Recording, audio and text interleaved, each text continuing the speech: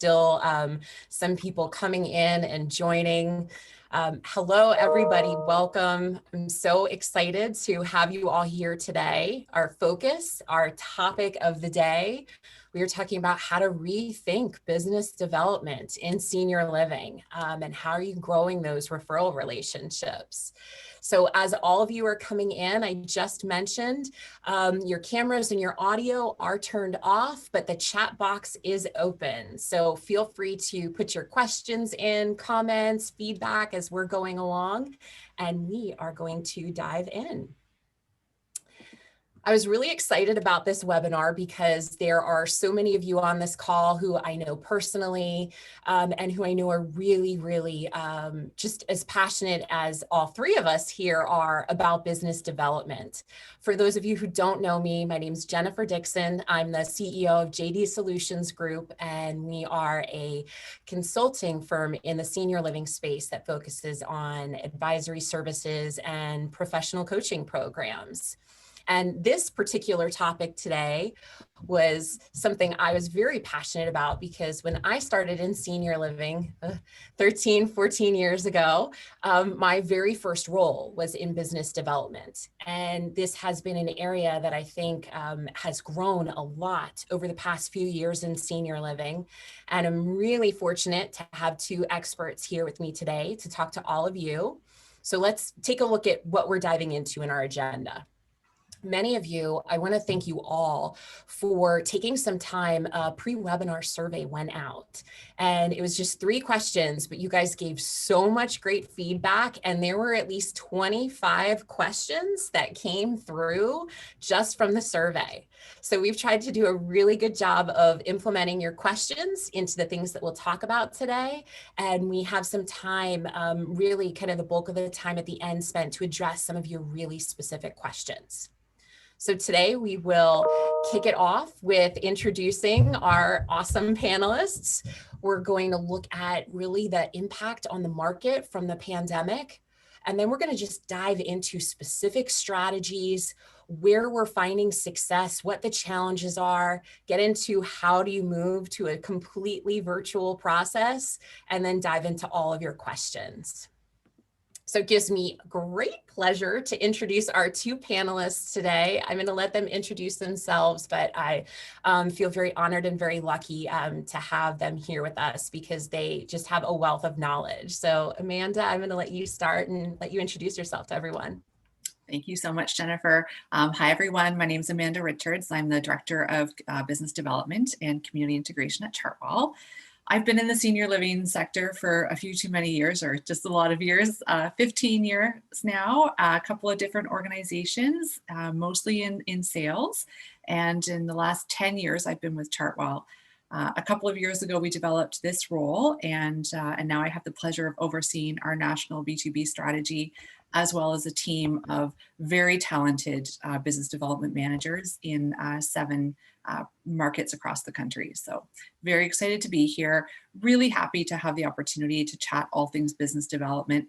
I think that it's such an important sales strategy and such an important piece of the marketing puzzle in senior living. And it's still something that a lot of our sales consultants struggle with. They struggle with the external side of sales versus that internal side of sales. So really excited to share some insights and tips with you today and hope that everyone finds it really valuable. Thank you, Amanda.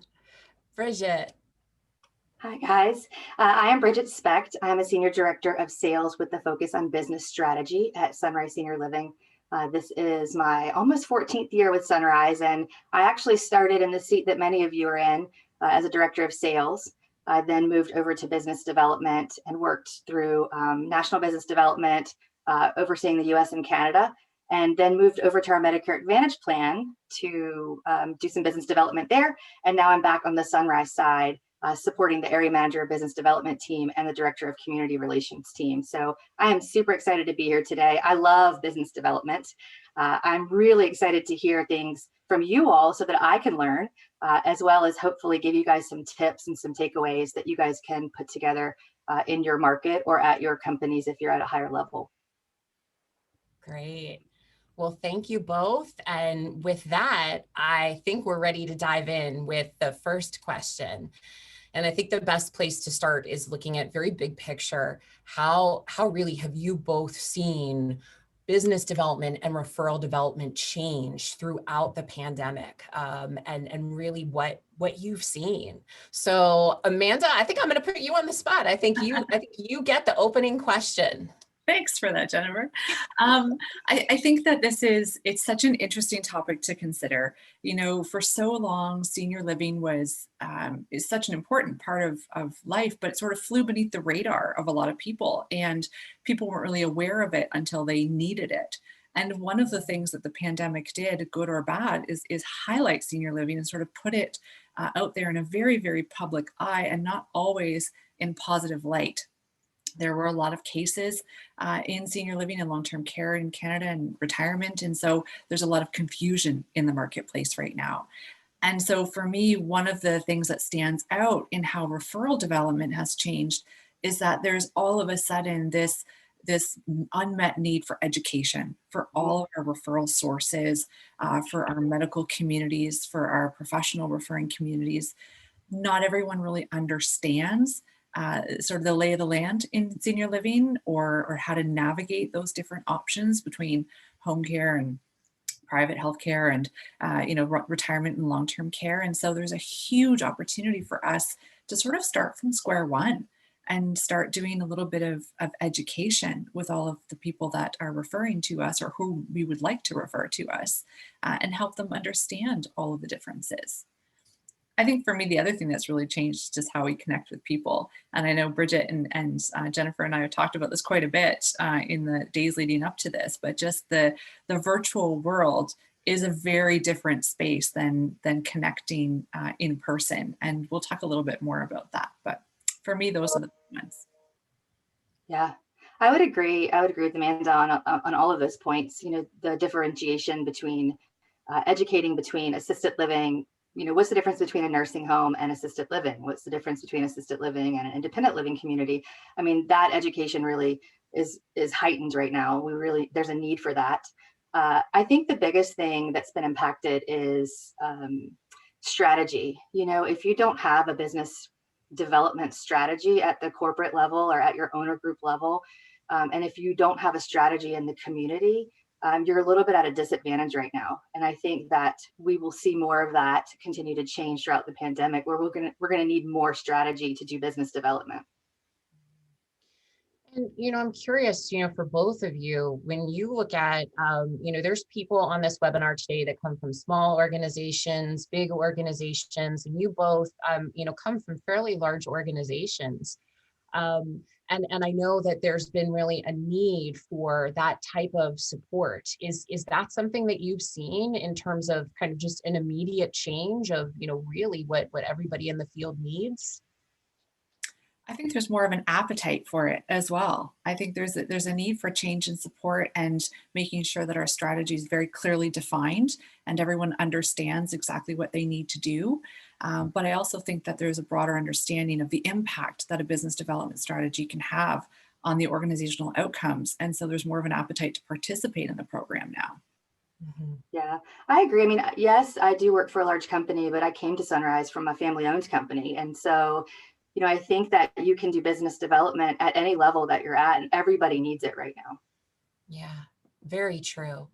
So, being said, everybody needs it right now. So what strategies are you both seeing that you are implementing that are just really essential to growing referral relationships? So Bridget, I'm going to let you kind of take this one. What strategies are you putting into place, or how are you looking at strategy? I think first it's adopting the virtual world. I mean, we have been thrown into a pandemic where you can no longer do face-to-face relationship building any longer. I mean, you can to a certain extent, but the majority of our world is virtual. And so the very first strategic decision should be, how do we start to promote ourselves and market ourselves in a virtual environment? And what kind of support at the corporate level or even at the community level do we need to sharpen our skills to do that? I think that's the very first thing to look at from a strategic perspective. And then it's, what does business development even look like any longer? the way that we've always done business development is not going to work in the environment that we're in now. It has to be adapted to some extent.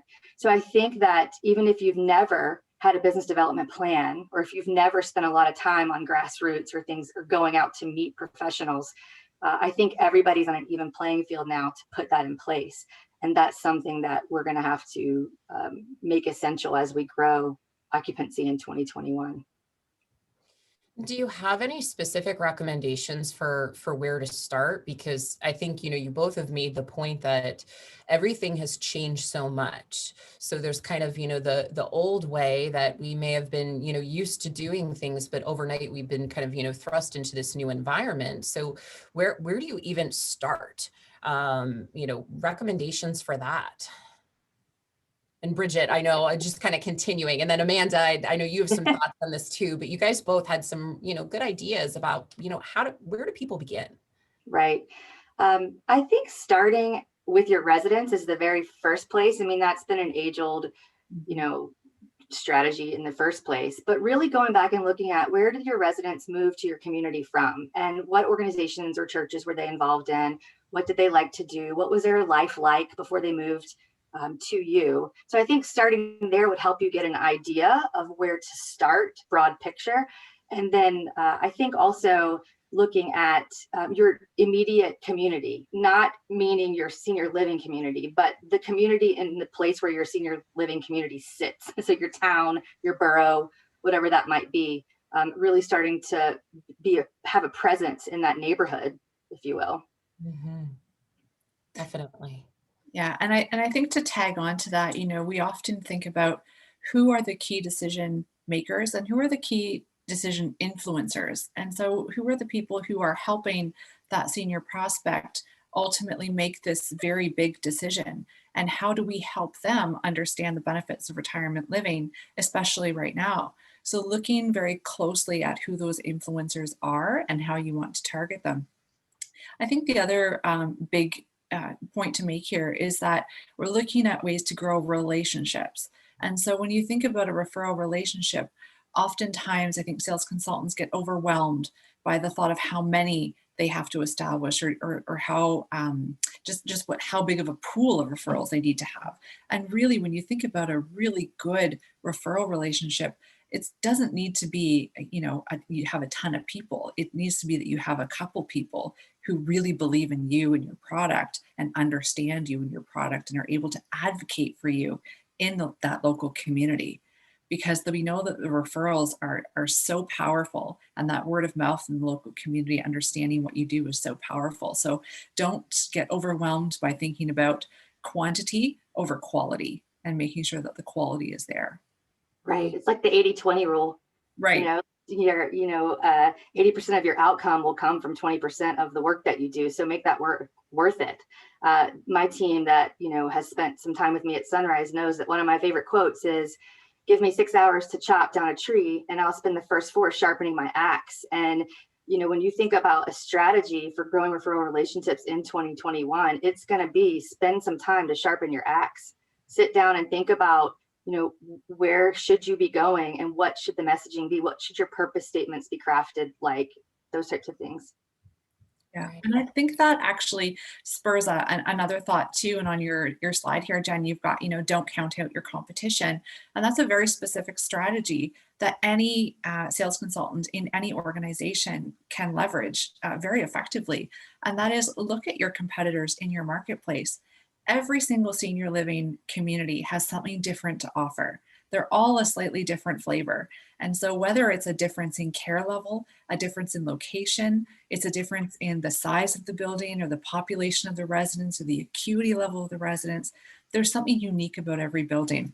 And when we survey adult children or seniors about why they made the decision to move into a particular property, most often you'll hear them say, I just got a feeling. I got a feeling when I walked through the door. And we can't really describe what that feeling is. But don't count out your competition, and let's help everyone find the appropriate and the most comfortable place for them.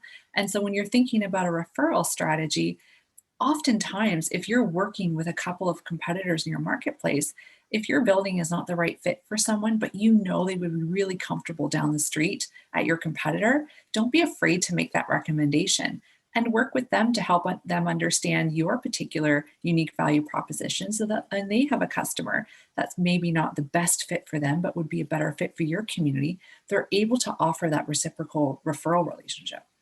Yeah, I would agree with that. I think too, I would add in, I know we've got a mixed bag today on the attendees. So from a corporate perspective, it's also, or just a company perspective, I say corporate, it sounds like super scary to some people because they're smaller organizations, but if you're running a senior living business right now, I think it's really important to be nimble and to be innovative and to be creative and to allow yourself to take huge risk, because we need to do that in this type of environment. And we actually have been given the luxury to be able to do that.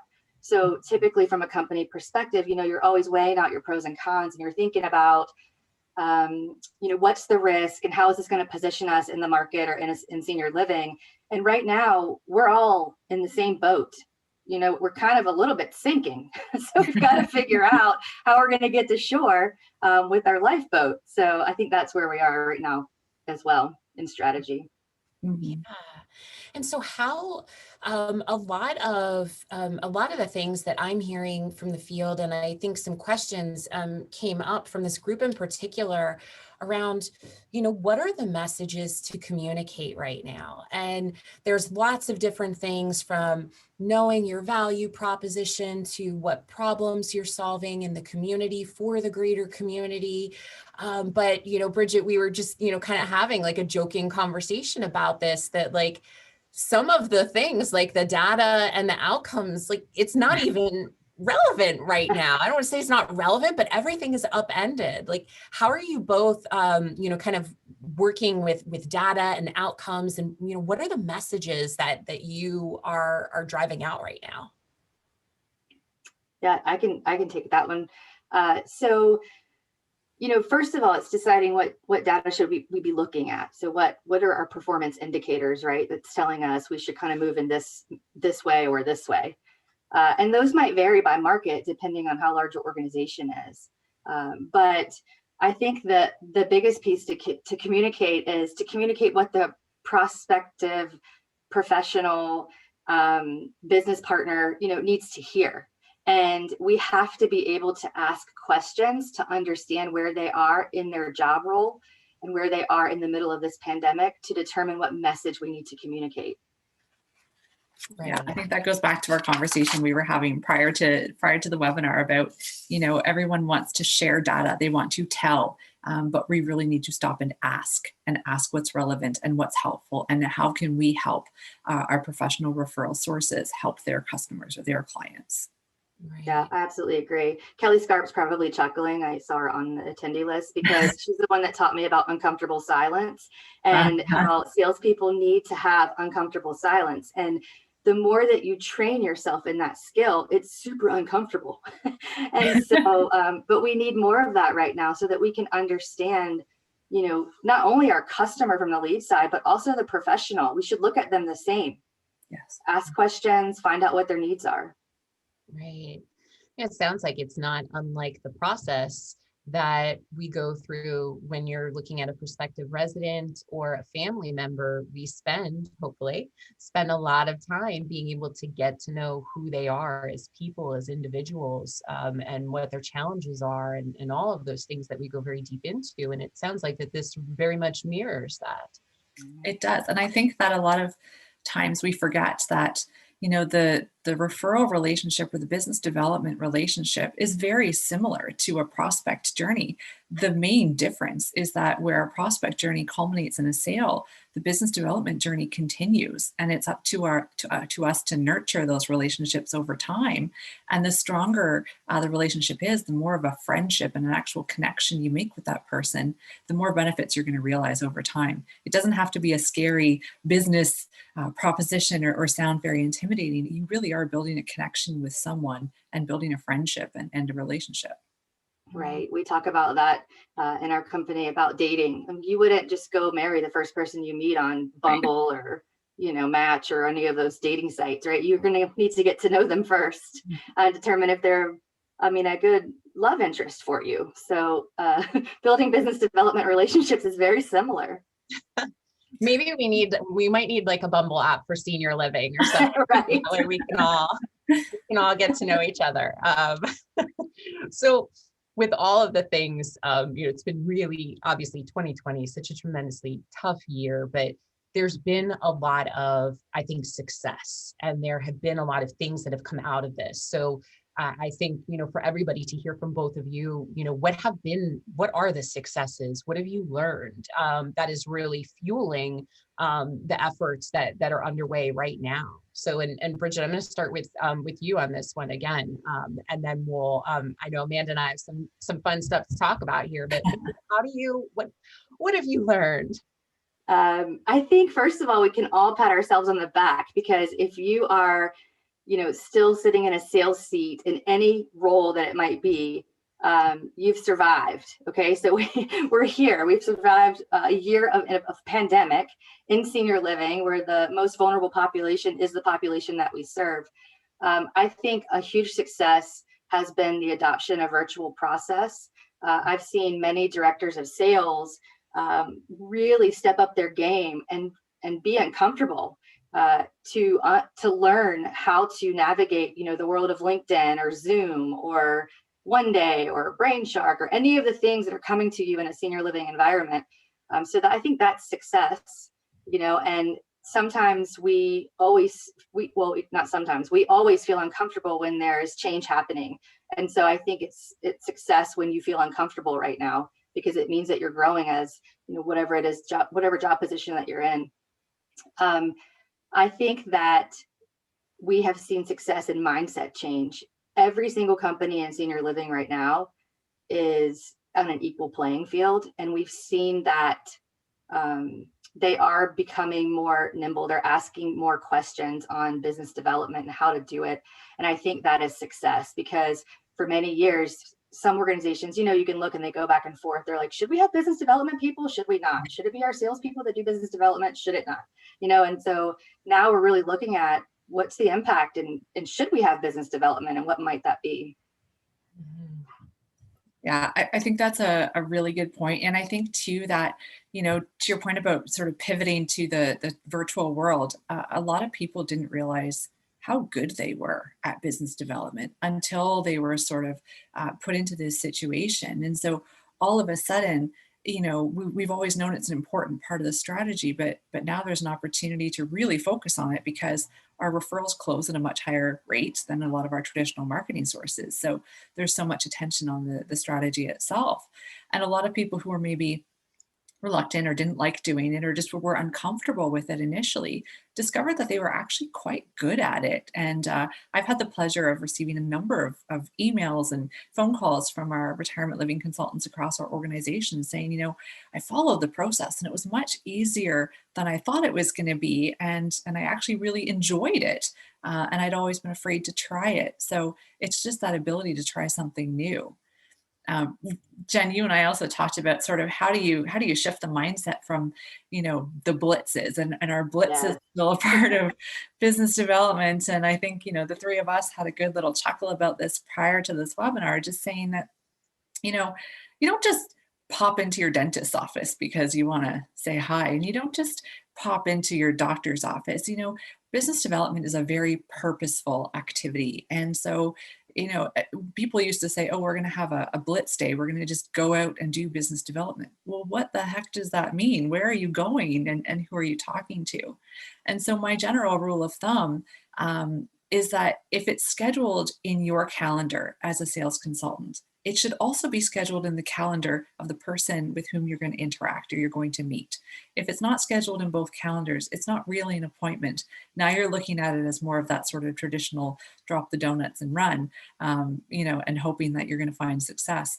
And for people who've tried that sort of blitz method in the past, it could be quite discouraging because you're not building a real relationship. And so you might be a little bit reluctant to engage in business development activities if that's been your exposure before. So I like the slide here that says buy blitzes. I don't really think that that it's an efficient way to drive the outcomes that that we're hoping to drive.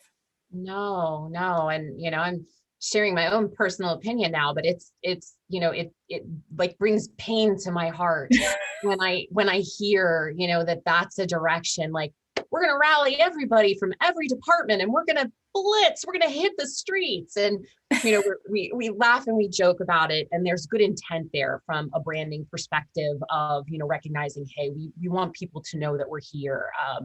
And I think that when you look at why salespeople, sales consultants are uncomfortable with this particular area is because the expectations and how people have been set up for success. And I very passionately believe that, people have not been set up for success, because just expecting people to go out for a couple days or a week or even like a month or two and generate results from that, it's setting everybody up for failure.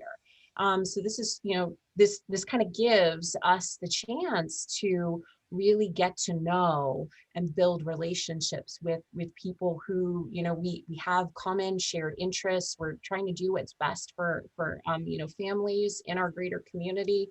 So I think that the consistency is so important. So I think too, Jen, that we as salespeople sometimes want business development to be sexy. And sometimes it's not sexy. I mean, sometimes it is going into the referral relationship and asking them, what are the challenges that you're having, right? And taking the brunt of it, taking the brunt of whatever it might be, like the communication's horrible with this community, or, your nurse didn't follow up on, or you're asking for too many TB tests, or, whatever it might be.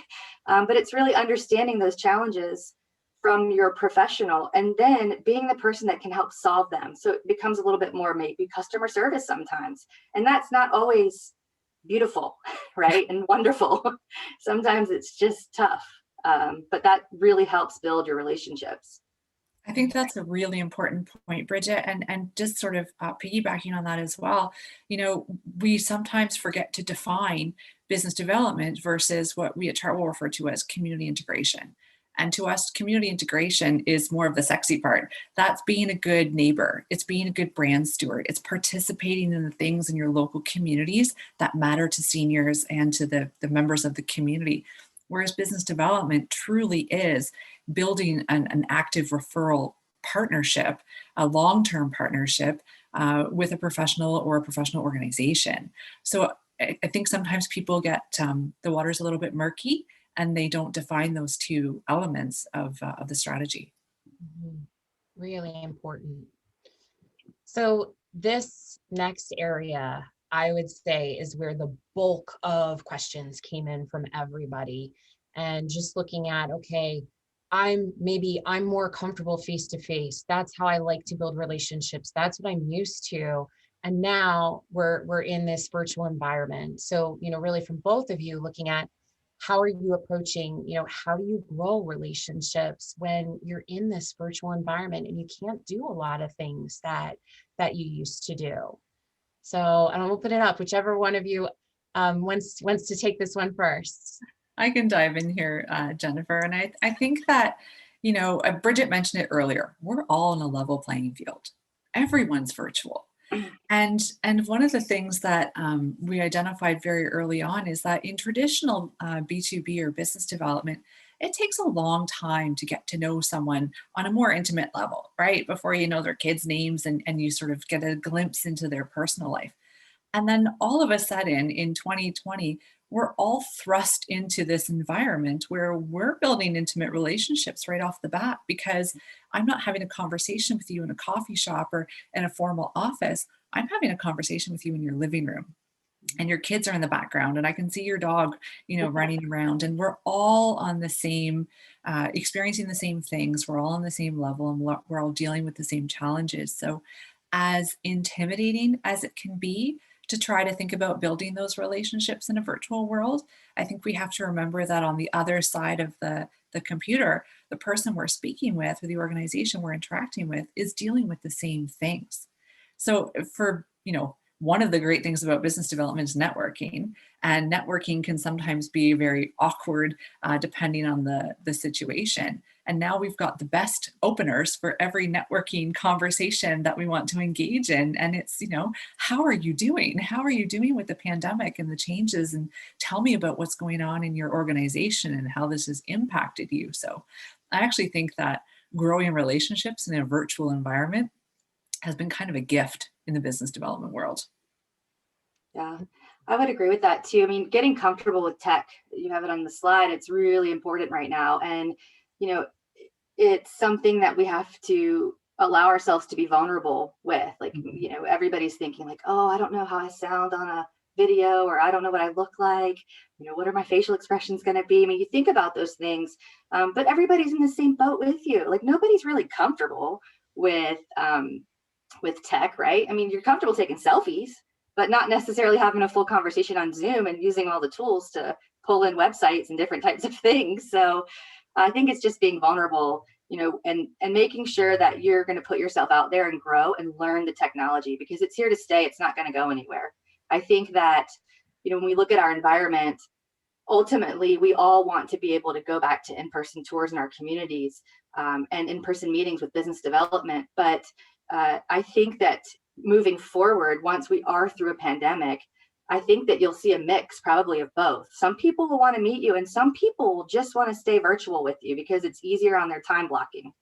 So I think that's something to think about and make sure you use to grow your relationships.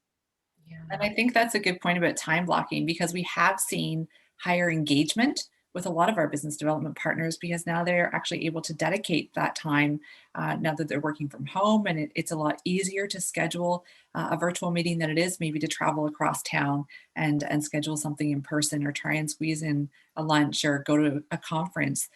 Time has become a little bit more available to meet with some of our partners, and we've seen higher engagement with some of the social platforms as well, LinkedIn in particular. I mean, I don't think I've ever been as active on LinkedIn or seen so much activity on LinkedIn as the past 6 to 12 months. Yeah, we talk about, just connecting with people and how do you grow your relationships in the virtual environment. I think from a large company perspective, it's asking, right? I mean, every hospital organization, every senior living organization, every elder law company, I mean, everyone is in this together, and everyone wants to improve their business, because there's no business in America that's thriving right now in a pandemic. And so I think, how do you grow your relationships? You ask for the relationship, explore it, talk about it, get comfortable with, what do you need? Here's what I need. And let's kind of talk this through. And that also trickles down to the field level too. It can just be a little bit more simple, like asking, a case manager, what are your challenges? What is it that you need? Here's what I need. I need move-ins. So, And it's that comfort level, right? Our prospects, when they come into our properties, or right now, I'm sure many people are doing virtual tours as we are, but when a prospect engages with a sales consultant, they expect us to ask them to take the next step. They expect us to ask them if they would like to move forward in the sales process. It's okay to assume the same thing on the business development side. If you're working with a potential referral partner, it's okay to ask them, how can we work together so that I can help you be successful, and how can you help me be successful? absolutely. Yeah, and I think and as all of you are listening to, please feel free, we'd love to hear if you want to throw it in the chat, so that way other people can read it. Like, if there are things that that are working for you in the field right now, please feel free to share those, and we can definitely share them with the whole group, but definitely put some feedback in if you have stories. But I think one of the things that I hear the most, and I'm curious if you guys hear it as well, is that, sometimes there's this, I don't know what to call it. It's like this urge to take the way that we're comfortable with doing something, and just taking that and putting it into the virtual environment. So like, if I'm used to, dropping in and seeing a resident and talking with someone on the fly, I'm used to scheduling virtual, presentations and lunch and learns. And now you're like really, trying to do that. I think it's important to just stop and look at what does the path of growing a referral relationship look like? So like, for me, I find I have a lot of luck with personal meetings, like actually just having a conversation, like, but unless I have a really great relationship there, but I'm not going to necessarily suggest a giant virtual presentation when they don't necessarily know who I am and they're not familiar with me. So I think that, just looking at that actual process, the same way we do with our prospects. And I certainly, if you guys have any comments about that. Yeah, that goes back to the ask, right? Ask and don't tell. We actually had this conversation come up earlier this week with one of our business development managers who's coaching one of our retirement living consultants who really wanted to go out there and give their referral partners all this information and all this collateral and tell them all the things that we're doing. But when you take a step back, why don't we just ask them what they need and how can we help them? And so it's making sure that we're engaging in that conversation to actually build the relationship versus assuming that they would like everything under the sun the same way that maybe we would have done it in the past. Yeah. Right. And that's getting personal. We have not had personal contact with people in over a year for the most part, unless you're in healthcare and you work in that environment. But people really appreciate getting personal these days, I think. They like that connection, even if it is going to be virtually. Yeah. Some good comment coming from Morgan. Morgan sent this over. I don't think it came through to everybody, but kind of the strategy being having individual conversations with social workers and really asking them what would help and what their team wants to know. So the result of that, Morgan is sharing, is the virtual lunch and learns have been going well, and the hospital partners seem more willing to meet now than ever before. But I think it's important there to recognize that this was thought out. It wasn't just like, hey, come to a lunch and learn. It was, what are you seeing? What do you need to know? How many of your social workers actually don't know the difference between what we do in our community and, the skilled nursing community down the road? So I think that's a really good example of the value behind asking, as you both are saying, and then being able to present options that would be helpful to them. Exactly. And moving away from that sort of boxed presentation, here's what we have to offer, and tailoring the content specific to the audience. So if it is a virtual lunch and learn that the organization is interested in, what in particular are you really hoping we're going to cover on our virtual lunch and learn so that I can make sure I come prepared with all of the information that you need? Right. Absolutely. All right. So now this is, I think everybody's going to be kind of excited. I'm excited. Okay. I'm excited. These are the challenges. So a lot of you sent in questions, and I thought we could really take our time here, in the final 15 minutes to be able to talk through some of the challenges that you all are seeing. So if you have questions, now's the time to put them in the chat. Please send them. You'll notice in the chat, there's a little drop down that lets you choose if you want to send it to just the panelists, or you can send it out to everybody. So please put your questions in as you have them, and we are going to start tackling some of these questions that came in. So, okay, so our first one is, and there were a couple people who asked this question: how do I make a big impact without getting face-to-face, and how can I stand out? And I think some of what we were just talking about is relevant here, but Amanda, Bridget, what have you seen work, at least from your own communities? How do you make a big impact? Yeah, I can start with that one. I think it is getting personal, right? And you start by having a really strong purpose statement. It's not your typical, hey, I was just reaching out to see if I can schedule a lunch and learn, or I was just wondering if we could connect, right? Someone told me that we should connect, so I was hoping that we can make a connection on LinkedIn. It's not that. It is getting down and dirty in your personal statement, down to finding out what the trigger point might be for that person that you're connecting with, and really getting personal, and then connecting that way. So I would say that's a really great way to stand out, is to have a strong inbox message when you try to connect with people. Yeah, I completely agree with that. You have to stand out by having a different message than all of your competitors as well, and helping them understand the what's in it for me. why am I going to open this email from you? Or why do I want to connect with you? To Bridget's point, that purpose statement has to nail it the first time. So don't be afraid to take the time required to do all of your research and craft a really, really good purpose statement before you make that initial attempt to have a phone call or schedule a meeting with someone. The pre-planning time is if not more important, just as important as actually making that first connection. Yeah. And I think that's where the power of something like LinkedIn comes in as well. And where that has just been, that's been, a major part of strategies and a specific tactic people have been using of, taking a look at your own LinkedIn profile, looking at what does it look like?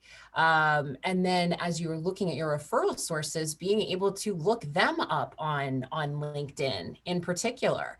And being able to learn more about them. So you make a big impact and you personalize things by knowing a little bit about the person that you're talking to. So it could be you notice that you went to the same university, the same college, maybe you took the same, executive course or something like that. Or maybe you're part of lots of people have philanthropic groups, not-for-profit groups, things like that. So it's just even like simple openers to say, hey, I saw we were both, a part of the same church organization. I saw we were both involved in Alzheimer's Walk, and we didn't even, get to meet each other. So I think being able to take those things are helpful.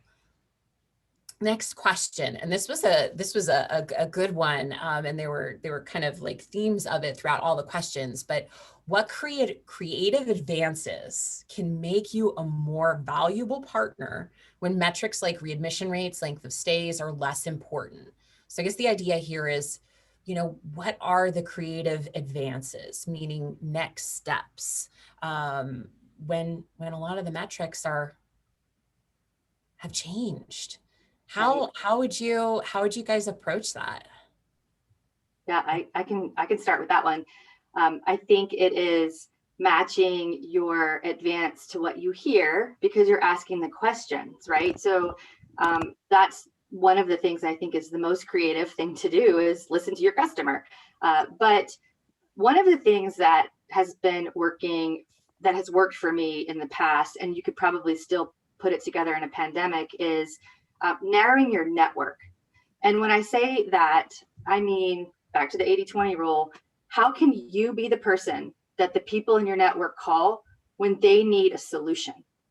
So I think that is a creative advance, right? So I'll give you an example. When I was an area manager of business development, I had customers or business relationships that would call me, because they were stuck in a situation and maybe we couldn't help them at Sunrise, but I knew of another partner or another person that could help them. So I would link them up. So they're not having to go call 50 people to try to find an answer to their solution. They're just calling me and I'm just helping them with their network. So I think that being that type of person is a creative advance right now in this environment.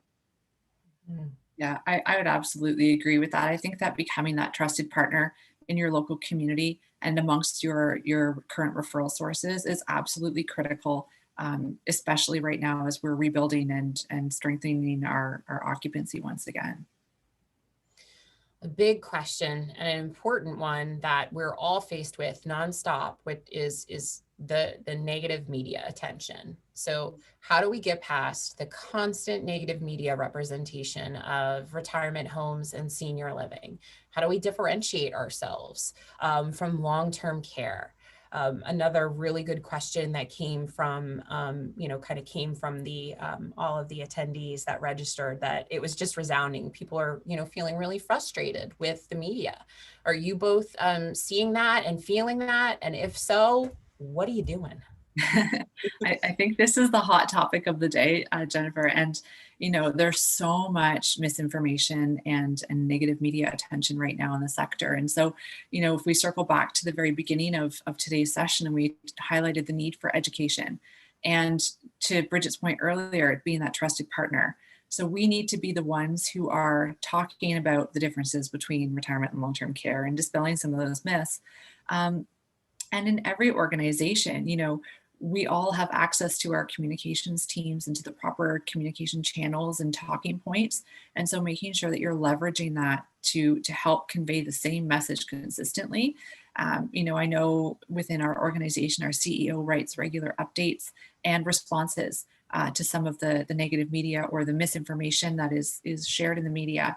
And those are readily available on our websites. And I know a lot of organizations are taking that approach right now, trying to be a little more proactive and sharing sort of the real situation and some of those key differentiators. So making sure that in your sort of business development toolkit, you have ready access to those tools and resources so that you're able to answer those questions.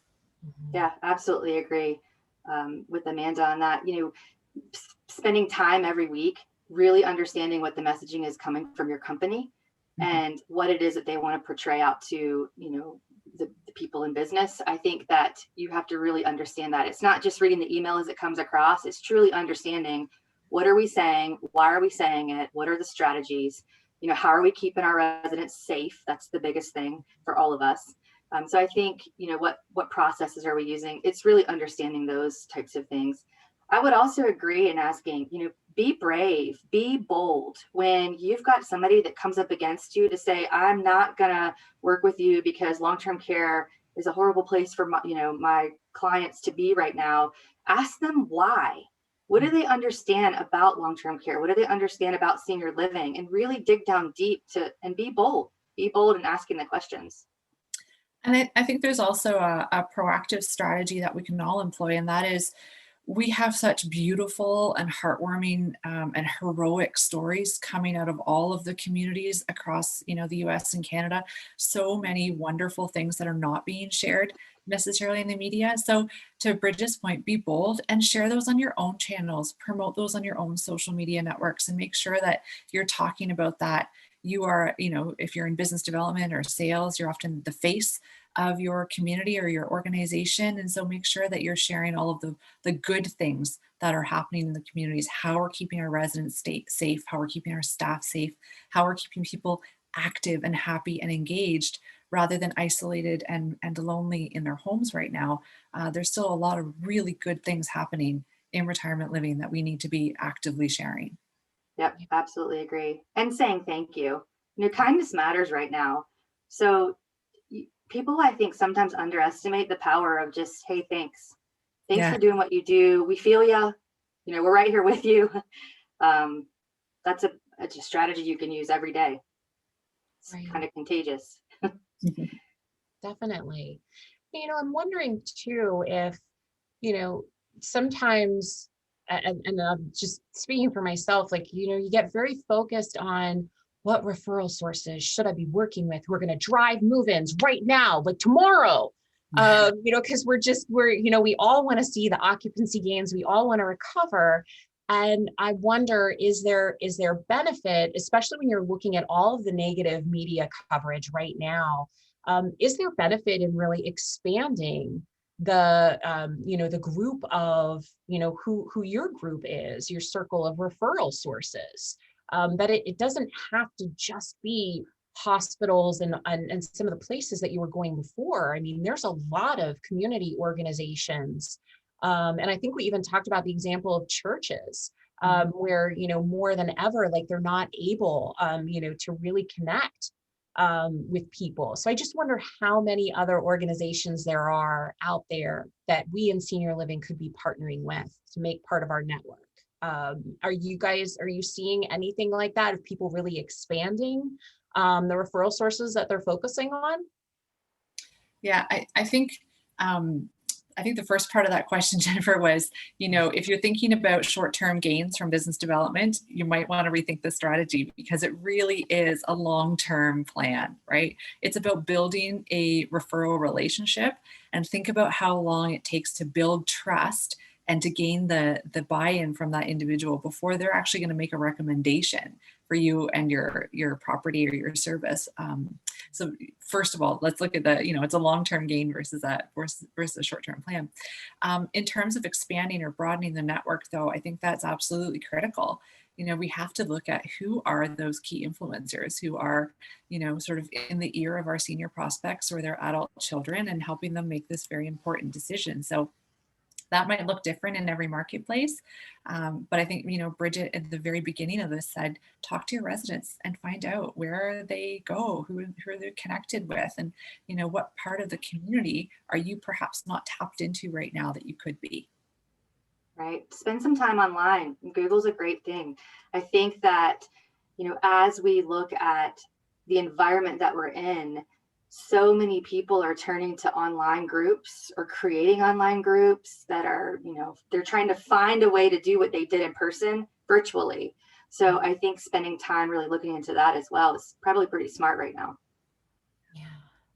So a couple comments, questions, and I know we have the last one to get to here, but Robert just shared out, I don't know if this is going to everybody, but local town chambers are really active right now in terms of places to be able to network and work with. Last question, and then last question on our slide, and then we're going to turn it over to the chat because we've got a question in there too. A lot of people are feeling like they are having trouble getting people, hospitals in particular, to participate in virtual presentations. They're so busy, they're swamped with everything going on with COVID. So it's almost like, how do you even get someone's attention? So how would you both approach that in that particular instance when someone says that? I can dive in here first if you want. I think that, the hospitals are absolutely facing an unprecedented time. And so it's no wonder they're very, very busy. The question I would have is, what is the value of the virtual presentation? And if it's something that they're asking for, how else could you deliver that content or that message so that perhaps it fits into the time that they have available? Could you take the content of that virtual presentation and make it into an infographic that you could share with all of the discharge planners? They have something readily available. Or is it a conversation? Do you have a relationship with each of those discharge planners or social workers that you can ask them, what would be really valuable to you right now, or how can I help you? Because time is very challenging in the hospitals. Yeah, I would agree. I would challenge each and every one of us to think about, is insert, business, is the hospital where we need to be right now? Right. Maybe for some markets, yes, but for some markets, no. Some markets, the hospital doesn't need us right now, and some markets they do. So I think you have to understand where they are in their own organization to understand what value you can bring. Yeah. And I think that goes along well with, we had a good question from Don. Hey, Don in Bowling Green. He had a really good question, which was, what are the best lunch and learn topics everyone is having success with? And I think what you guys just talked about helps to answer that a little bit. And then Robert threw out a great comment, turning your presentation into CEU opportunities. I know a lot of people are exploring that, but let's get to Don's question, which is, what are the best topics? So just like off the top of your heads, are there really successful topics that you are seeing or hearing about? COVID's a hot topic. COVID care, COVID safety. Absolutely. Yes. I think it's the number one question that is on everyone's mind, and especially with so much of that negative media swirling around. It's, what has happened with your organization during COVID? And whenever we've offered to that as a topic for a presentation, it's met with great enthusiasm and response. People want to understand, and they have lots of questions. So I think that's a helpful one. They do. And a really good comment coming in right now from Anne. I think this is just an excellent topic, where she's saying we have had success with topics and CEUs around how to manage the stress of the pandemic, and also really the post-traumatic stress disorder and COVID fatigue that comes from all of that. So again, that's really kind of looking at, what do they need? So Anne, thank you. I think that's a wonderful, wonderful comment. Absolutely. You guys you're sending in wonderful questions. I think, as we wrap up here with just our last 5 minutes, closing remarks. I think what I want to ask both of you is, what do you see as the biggest threat and the greatest opportunity for success in senior living business development? Biggest threat, greatest opportunity? So I can take that one. I think it's the same. I think our threat and our opportunity is the exact same thing. And I think it's innovation. I think that when we look at business development, it is out there to be had right now in our industry. Every business wants to grow and every business wants to connect. And so there's a lot of opportunity. And so I think that it's a huge threat because everybody's going to go after it. I think it's our greatest opportunity because everybody can go after it. So I think when you look at it, I really do think it's the same thing. And I think that, give it a year, you're going to find which directors of sales, which regional directors of sales, which organizations are going to come out on top because they're nimble and they're innovative. Yeah, I absolutely agree with that. I think the biggest threat is to leave it alone and to not do anything and to sit back and wait for the pandemic to be over. Would be detrimental to every organization's sales strategy. We have to keep our foot on the gas with business development. Ultimately, the people who are making recommendations for our communities are our influencers, and we need to help them understand just how safe and secure and everything good that's happening in retirement living right now. I would also say the biggest opportunity is just to remember that golden rule. I think it was Bob Berg said that, people do business with and send business to those they know, like, and trust. So, in business development, they have to know you, they have to like you, and they have to trust you. And if you can check those 3 boxes with your referral partners, then you'll be set up for wonderful success. Thank you. Thank you both so much for all of your comments. I want to thank everybody who has taken time out of your day to be here. And just one last quick point for all of you who are listening in. There are a lot of different questions that you all have. So part of the reason that I wanted to put on a webinar like this was to be able to connect all of us. So jump on LinkedIn, send Amanda, Bridget, myself a connection. If you have questions or just want, ideas, advice, anything, we're all here to be able to help each other. So, and I think no longer looking at people as competitors and I can't say this and I can't say that. All 3 of us are here because we want to be able to be a resource to all of you and to the industry as a whole. So we thank you all for joining us. Amanda, Bridget, you guys are amazing. Thank you for taking the time. And please feel free to just reach out to us on LinkedIn. We'll have the recording of this sent out to everybody who is here and anyone who can't make it. And I just want to thank you all so much for your time. Thank you so much, Jennifer. I appreciate the opportunity. All right. Thanks, guys. Bye, everyone. Bye.